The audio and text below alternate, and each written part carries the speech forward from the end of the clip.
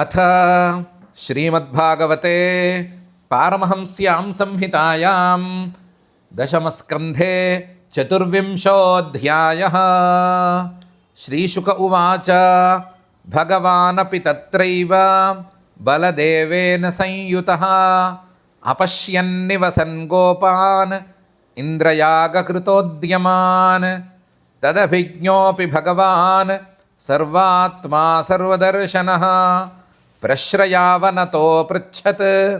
वृद्धान् नन्दपुरोगमान् कथ्यतां मे पितः कोऽयं सम्भ्रमो व उपागतः किं फलं कस्य चोद्देशः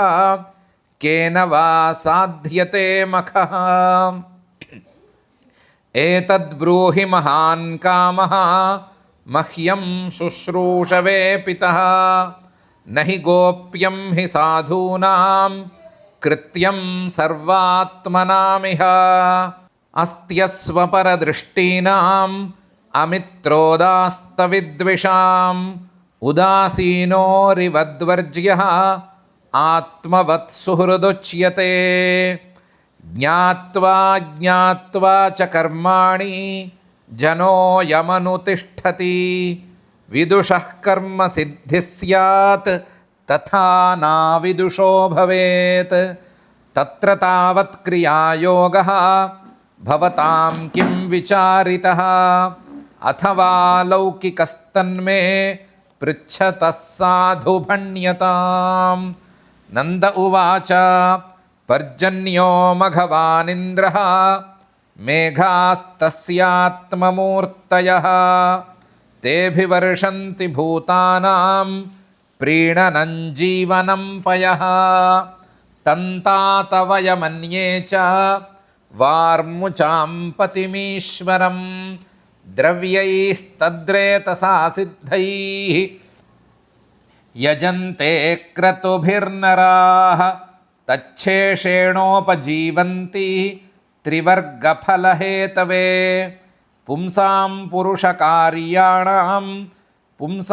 पुरुषकाराणां पर्जन्यः फलभावनः य एवं विसृजेद्धर्मं पारम्पर्यागतन्नरः कामाल्लोभाद्भयाद्वेषात् स वै नाप्नोति शोभनम्। श्रीशुक उवाच वचो निशम्य नन्दस्य तथान्येषां व्रजौकसाम् इन्द्राय मन्युञ्जनयन् पितरं प्राह केशवः। श्रीभगवानुवाच कर्मणा जायते जन्तुः कर्मणैव विलीयते सुखं दुःखं भयं क्षेमं कर्मणैवाभिपद्यते अस्ति चेदीश्वरः कश्चित् फलरूप्यन्यकर्मणां कर्तारं भजते सोऽपि न ह्यकर्तुः प्रभुर्हि सः किमिन्द्रेणेह भूतानां स्वस्वकर्मानुवर्तिनाम् अनीशेनान्यथा कर्तुं स्वभावविहितं नृणां स्वभावतन्त्रो हि जनः स्वभावमनुवर्तते स्वभावस्थमिदं सर्वं सदेवासुरमानुषं देहानुच्चावचाञ्जन्तुः प्राप्योत्सृजति कर्मणा शत्रुर्मित्रमुदासीनः कर्मैव गुरुरीश्वरः तस्मात् सम्पूजयेत् कर्म स्वभावस्थः स्वकर्मकृत् अञ्जसा येन वर्तेत तदेवास्य हि दैवतम् आजीव्यैकतरं भावं यस्त्वन्यमुपजीवति न तस्माद्विन्दते क्षेमं जारन्नार्यसति यथा वर्तेत ब्रह्मणा विप्रः राजन्यो रक्षया भुवः वैश्यस्तु वार्तया जीवेत् शूद्रस्तु द्विजसेवया कृषिवाणिज्यगोरक्षा कुसीदन्तुर्यमुच्यते वार्ता चतुर्विधा तत्र वयं गोवृत्तयो निशं सत्वं रजस्तम इति स्थित्युत्पत्त्यन्तहेतवः रजसोत्पद्यते विश्वम् अन्योन्यं विविधं जगत् रजसा चोदिता मेघाः वर्षन्त्यम्बूनि सर्वतः प्रजास्तैरेव सिद्ध्यन्ति महेन्द्रः किं करिष्यति न नः पुरो जनपदाः न ग्रामा न गृहा वयं नित्यं वनौकसस्तात वनशैलनिवासिनः तस्माद्गवां ब्राह्मणानाम् अद्रेश्चारभ्यतां मखः य इन्द्रयागसंभाराः तैरयं साध्यतां मखः पच्यन्तां विविधाः पाकाः सूपान्ताः पायसादयः संयावापूपशष्कुल्यः सर्वदोहश्च गृह्यतां हूयन्तामग्नयः सम्यक् ब्राह्मणैर्ब्रह्मवादिभिः अन्नं बहुविधं तेभ्यः देयं वो धेनुदक्षिणाः अन्येभ्यश्चाश्वचाण्डालपतितेभ्यो यथार्हतः यवसञ्च गवान् दत्त्वा गिरये दीयतां बलिः स्वलङ्कृता भुक्तवन्तः स्वनुलिप्ताः सुवाससः प्रदक्षिणाञ्च कुरुत गोविप्रानलपर्वतान् एतन्मम मतं तात क्रियतां यदि रोचते अयं गोब्राह्मणाद्रीणां मह्यं च दयितो मखः। श्रीशुक उवाच कालात्मना भगवता शक्रदर्पं जिघांसता प्रोक्तं निशम्य नन्दाद्याः साध्वगृह्णन्त तद्वचः तथा च व्यदधुः सर्वं यथाह मधुसूदनः वाचयित्वा स्वस्त्ययनं तद्द्रव्येण गिरिद्विजान् उपहृत्य बलीन् सर्वान् आदृतायवसङ्गवां गोधनानि पुरस्कृत्य गिरिञ्चक्रुः प्रदक्षिणम् अनांस्यनडुद्युक्तानि ते चारुह्य स्वलङ्कृताः गोप्यश्च कृष्णवीर्याणि गायन्त्यः सद्विजाशिषः कृष्णस्त्वन्यतमं रूपं गोपविश्रम्भणं गतः शैलोऽस्मीति ब्रुवन् भूरि बलिमादद्बृहद्वपुः तस्मै नमो व्रजजनैः सह चक्रेत्मनात्मने अहो पश्यत शैलोऽसौ रूपीनोऽनुग्रहं व्यधात् एषो वजानतो मर्त्यान् कामरूपी वनौकसः हन्ति ह्यस्मै नमस्यामः शर्मणे आत्मनो गवाम् इत्यद्रिगोद्विजमखं वासुदेवप्रणोदिताः यथा विधाय ते गोपाः सह कृष्णाव्रजं ययुः इति श्रीमद्भागवते पारमहंस्यां संहितायां दशमस्कन्धे पूर्वार्धे चतुर्विंशोऽध्यायः। अथ श्रीमद्भागवते पारमहंस्यां संहितायां दशमस्कन्धे पूर्वार्धे पञ्चविंशोऽध्यायः। श्रीशुक उवाच इन्द्रस्तदात्मनः पूजां विज्ञाय विहतां नृपा गोपेभ्यः कृष्णनाथेभ्यः नन्दादिभ्यश्चुकोपसः गणं सांवर्तकन्नाम मेघानाञ्चान्तकारिणाम् इन्द्रः प्राचोदयत्क्रुद्धः वाक्यञ्चाहेशमान्युता अहो श्रीमदमाहात्म्यं गोपानां काननौकसां कृष्णं मर्त्यमुपाश्रित्य ये चक्रुर्देवहेళनं यथा दृढैः कर्ममयैः क्रतुभिर्नाम नौनिभैः विद्यामान्वीक्षिकीं हित्वा तितीर्षन्ति भवार्णवं वाचालं बालिशं स्तब्धम् अज्ञं पण्डितमानिनं कृष्णं मर्त्यमुपाश्रित्य गोपा मे चक्रुरप्रियम् येषां श्रियावलिप्तानां कृष्णेनाध्मायितात्मनां धुनुत श्रीमदस्तम्भं पशून्नयत संक्षयम् अहं चैरावतन्नागम् आरुह्यानुव्रजे व्रजं मरुद्गणैर्महावीर्यैः नन्दगोष्ठजिघांसया। श्रीशुक उवाच इत्थं मघवता ज्ञप्ताः मेघा निर्मुक्तबन्धनाः नन्दगोकुलमासारैः पीडयामासुरोजसा विद्योतमाना विद्युद्भिः स्तनन्तस्तनयित्नुभिः तीव्रैर्मरुद्गणैर्नुन्नाः ववृषुर्जलशर्कराः स्थूणा वर्षधाराः मुञ्चत् स्वभ्रेष्वभीक्ष्णशः जलौघैः प्लाव्यमाना भूः नादृश्यत नतोन्नतम् अत्यासारातिवातेन पशवो जातवेपनाः गोपा गोप्यश्च शीतार्ताः गोविन्दं शरणं ययुः शिरःसुतांश्च कायेन प्रच्छाद्यासारपीडिताः वेपमाना भगवतः पादमूलमुपाययुः कृष्ण कृष्ण महाभागा त्वन्नाथं गोकुलं प्रभो त्रातुमर्हसि देवान्नः कुपिताद्भक्तवत्सला शिलावर्षनिपातेन हन्यमानमचेतनं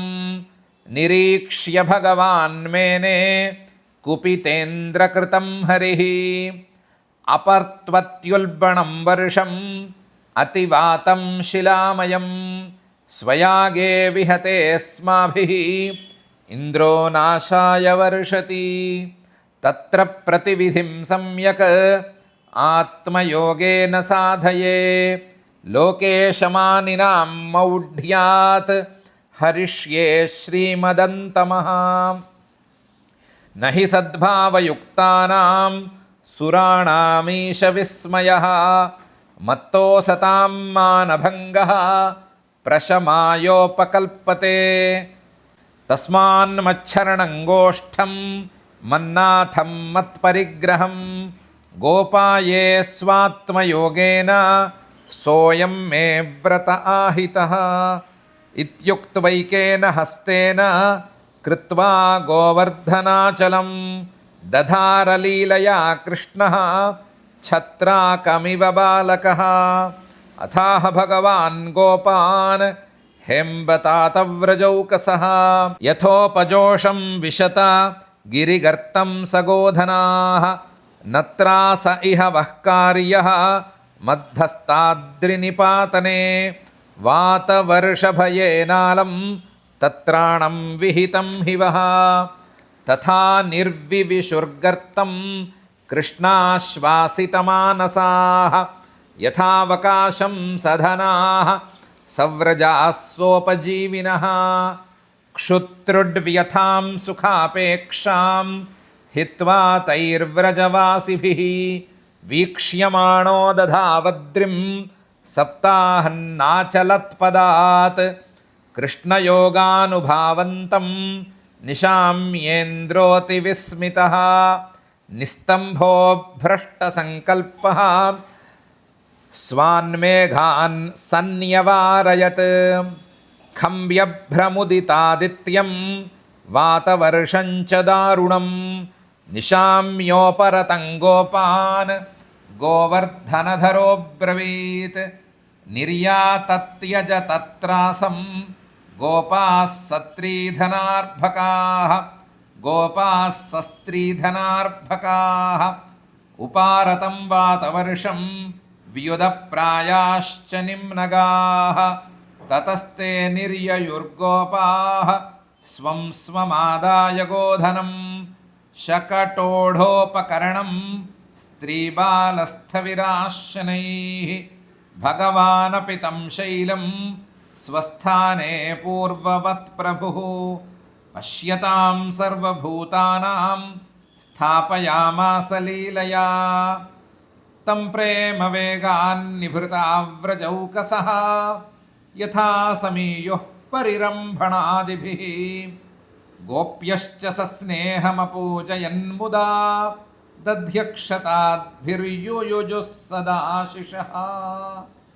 यशोदारोहिणी नन्दः रामश्च बलिनाम्बरः कृष्णमालिङ्ग्य युयुजुः आशिषस्नेहकातराः दिवि देवगणाः साध्याः सिद्धगन्धर्वचारणाः तुष्टुवुर्मुमुचुस्तुष्टाः पुष्पवर्षाणि पार्थिवा शङ्खदुन्दुभयो नेदुः दिवि देवप्रणोदिताः जगुर्गन्धर्वपतयः तुम्बुरुप्रमुखा नृपा ततोऽनुरक्तैः पशुपैः परिश्रितः राजन् सगोष्ठं सबलो व्रजद्धरिः तथा विधान्यस्य कृतानि गोपिकाः गायन्त्य ईयुर्मुदिता हृदि स्पृशः इति श्रीमद्भागवते पारमहंस्यां संहितायां दशमस्कन्धे पूर्वार्धे पञ्चविंशोऽध्यायः। अथ श्रीमद्भागवते पारमहंस्यां संहितायां दशमस्कन्धे पूर्वार्धे षड्विंशोऽध्यायः। श्रीशुक उवाच एवं विधानि कर्माणि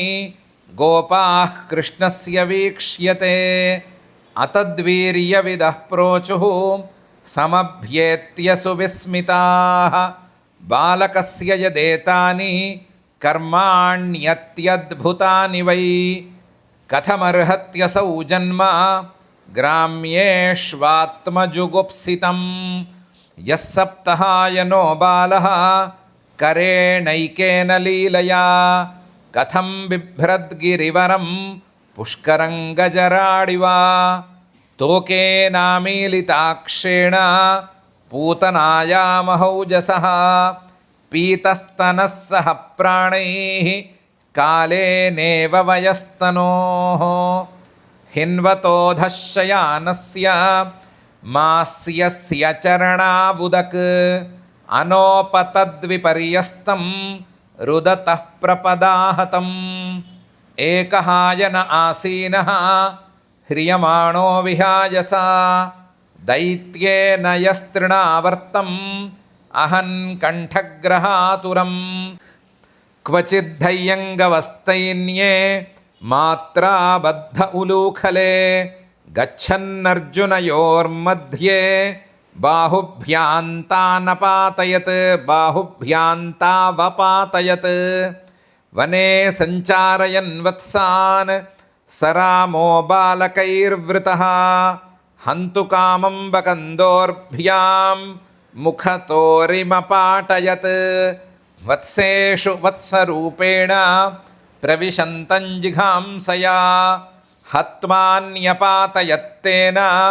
कपित्थानि च लीलया हत्वा रासभदैतेयं तद्बन्धूंश्च बलान्वितः चक्रे तालवनं क्षेमं परिपक्वफलान्वितं प्रलम्बं घातयित्वोग्रं बलेन बलशालिना अमोचयद्व्रजपशून् गोपांश्चारण्यवह्नितः आशीविशतमाहीन्द्रं दमित्वा विमदं ह्रदात् प्रसह्योद्वास्य यमुनां चक्रे सौ निर्विशोदकां दुस्त्यजश्चानुरागोऽस्मिन् सर्वेषान्नो व्रजौकसां नन्दते तनये स्मासु तस्याप्यौत्पत्तिकः कथम् क्व सप्तहायनो बालः क्व महाद्रिविधारणं ततो नो जायते शङ्का व्रजनाथ तवात्मजे नन्द उवाच श्रूयतां मे वचो गोपाः व्येतु शङ्का च वोर्भके। एनं कुमारमुद्दिश्य गर्गो मे यदुवाचः वर्णास्त्रयः किलास्यासन् गृह्णतोऽनुयुगन्तनूः शुक्लो रक्तस्तथा पीतः इदानीं कृष्णताङ्गतः प्रागयं वसुदेवस्य क्वचिज्जातस्तवात्मजः वासुदेव इति श्रीमान् अभिज्ञाः सम्प्रचक्षते बहूनि सन्ति नामानि रूपाणि च सुतस्य ते गुणकर्मानुरूपाणि तान्यहं वेद नो जनाः एष वः श्रेय आधास्यत् गोपगोकुलनन्दनः अनेन सर्वदुर्गाणि यूयमञ्जस्तरिष्यथा पुराणेन व्रजपते साधवो दस्युपीडिताः अराजके रक्ष्यमाणाः जिज्ञुर्दस्यून् समेधिताः य एतस्मिन्महाभागाः प्रीतिं कुर्वन्ति मानवाः नारयोऽभिभवन्त्येतान् विष्णुपक्षानि वासुराः तस्मान्नन्दकुमारोऽयं नारायणसमो गुणैः श्रिया कीर्त्यानुभावेन तत्कर्मसु न विस्मयः इत्यद्धामां समादिश्य गर्गे च स्वगृहं गते मन्ये नारायणस्यांशं कृष्णमक्लिष्टकारिणम् इति नन्दवचः श्रुत्वा गर्गगीतं व्रजौकसः दृष्टश्रुतानुभावास्ते कृष्णस्यामिततेजसः मुदितानन्दमानर्चुः कृष्णं च गतविस्मयाः देवे वर्षति यज्ञविप्लवरुषा वज्राश्मपर्शानिलैः सीदत्पालपशुस्त्रि आत्मशरणं दृष्ट्वानुकम्प्यत् स्मयन् उत्पाट्यैककरेण शैलमबलोलीलोच्छिलीन्द्रै यथा बिभ्रद्गोष्ठमपान् महेन्द्रमदभित् प्रियान्न इन्द्रो गवाम् इति श्रीमद्भागवते पारमहंस्यां संहितायां दशमस्कन्धे पूर्वार्धे षड्विंशोऽध्यायः। अथ श्रीमद्भागवते पारमहंस्यां संहितायां दशमस्कन्धे पूर्वार्धे सप्तविंशोऽध्यायः। श्रीशुक उवाच गोवर्धने धृते शैले आसाराद्रक्षिते व्रजे गोलोकादाव्रजत्कृष्णं सुरभिः शक्र एव च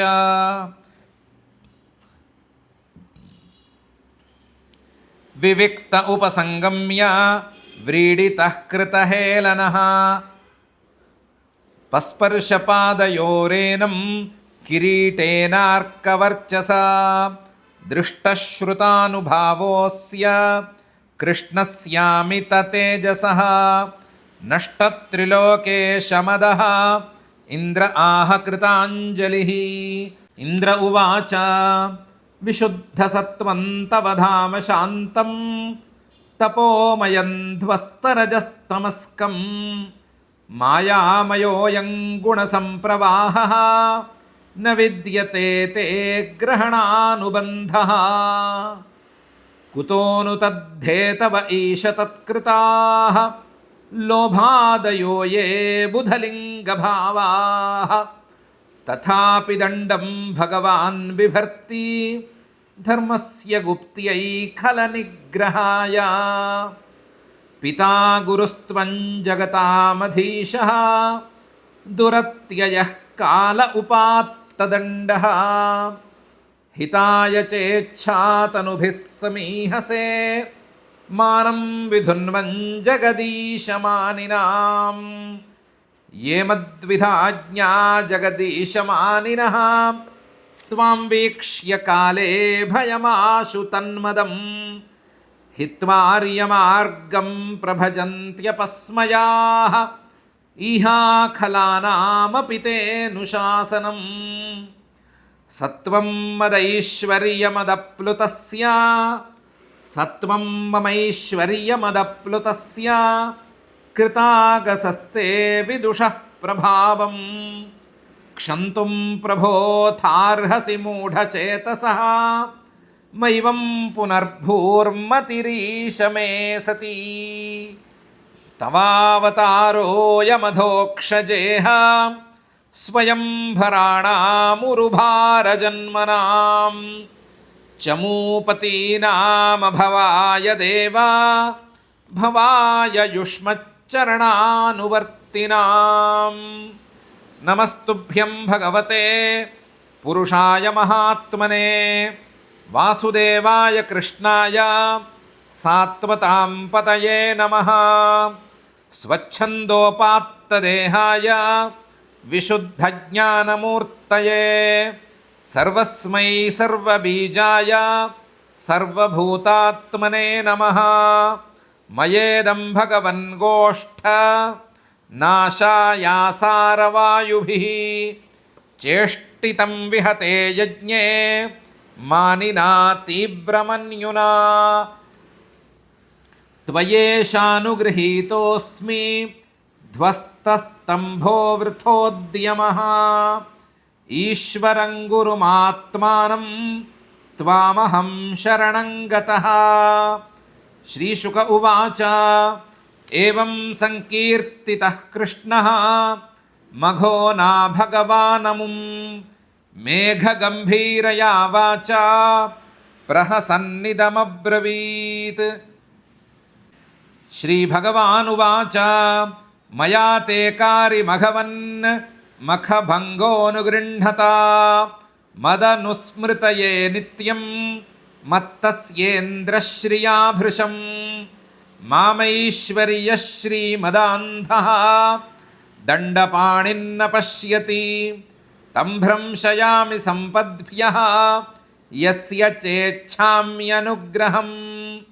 गम्यतां शक्रभद्रं वः क्रियतां मेऽनुशासनं स्थीयतां स्वाधिकारेषु युक्तैर्वस्तम्भवर्जितैः अथाह सुरभिः कृष्णम् अभिवन्द्य मनस्विनी स्वसन्तानैरुपामन्त्र्य गोपरूपिणमीश्वरम्। सुरभिरुवाच कृष्ण कृष्ण महायोगिन् विश्वात्मन् विश्वसंभवा भवता लोकनाथेन सनाथा वयमच्युता त्वन्नः परमकन्दैवं त्वन्न इन्द्रो जगत्पते भवाय भव गोविप्रदेवानां ये च साधवः इन्द्रन्नस्त्वाभिषेक्ष्यामः ब्रह्मणानोदिता वयम् अवतीर्णोऽसि विश्वात्मन् भूमेर्भारापनुत्तये। श्रीशुक उवाच एवं कृष्णमुपामन्त्र्य सुरभिः पयसात्मनः जलैराकाशगङ्गायाः ऐरावतकरोद्धृतैः इन्द्रः सुरर्षिभिः साकं नोदितो देवमातृभिः अभ्यषिञ्च तदाशार्हं गोविन्द इति चाभ्यधात्। तत्रागतास्तुम्बुरुनारदादयः गन्धर्वविद्याधरसिद्धचारणाः जगुर्यशो लोकमलापहं हरेः सुराङ्गनाः सन्ननृतुर्मुदान्विताः तन्तुष्टुवुर्देवनिकायकेतवः ह्यवाकिरंश्चाद्भुतपुष्पवृष्टिभिः लोकाः परां निर्वृतिमाप्नुवंस्त्रयः गावस्तदागामनयन् पयोद्धृताम् नानारसौघाः सरितः వృక్షా ఆసన్ మధుస్రవాః అకృష్టపచ్యౌషధయః గిరయో బిభ్రదున్మణీన్ కృష్ణేభిషిక్త ఏతాని సత్వాని కురు నందన నిర్వైరాణ్యభవంస్తాత క్రూరాణ్యపి నిసర్గతః ఇతి గోకులపతిం గోవిందమభిషిచ్య సహ అనుజ్ఞాతో యయౌ శక్రః